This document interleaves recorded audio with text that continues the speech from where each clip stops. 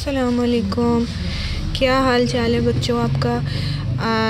बुध का दिन है और 103 सफ़ा हमने कर लिया है। अब आज हमने करना है 104 सफ़ा। हाँ जी, तो ये सफ़ा आप देख रहे हैं कुछ इस तरह से आपको अपनी किताब में नज़र आएगा। तो सबसे पहले क्या करना है कि इस पे लिखा हुआ है माल्टों और पत्तों में से हरूफ चुनकर अल्फाज मुकम्मल करें।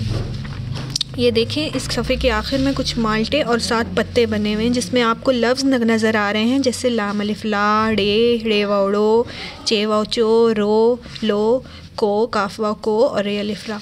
अब आपने क्या करना है कि आपने ये अल्फाज जो मैंने बादलों में लिखे हैं, बे वाओ बो के साथ कौन सा लफ्ज़ आएगा, ठीक है, कौन सा हर्फ आएगा, आपको उसके साथ जोड़ के लिखना है। जैसे बे वाओ बो के साथ आ सकता है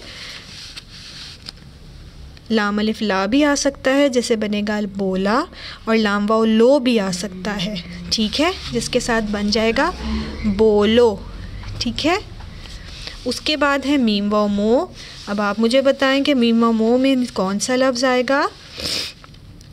शाबाश, तो ये आएगा रे, ठीक है, या तो रे आएगा या फिर रे वाओ रो आएगा, ठीक है। और आप देखेंगे कि इसमें काफ़ी जो है वो काफ़ी मीम वाओ मो 2 दफ़ा लिखा हुआ है, ठीक है। तो एक दफ़ा आप मोड़ लिख सकते हैं और एक दफ़ा मोड़ो, ठीक है। इसी तरह रे वाओ रो है, जैसे तो रे वाओ रो के साथ कौन सा लफ्ज़ आएगा। अब रोको, ठीक है, जैसे रोको। उसके बाद है सीन वाओ सो, तो उसके साथ क्या आएगा आप खुद सोचें, सोचो। जे वाओ जो, उसके साथ क्या आएगा, जोड़ो, जोड़ या जोड़ो।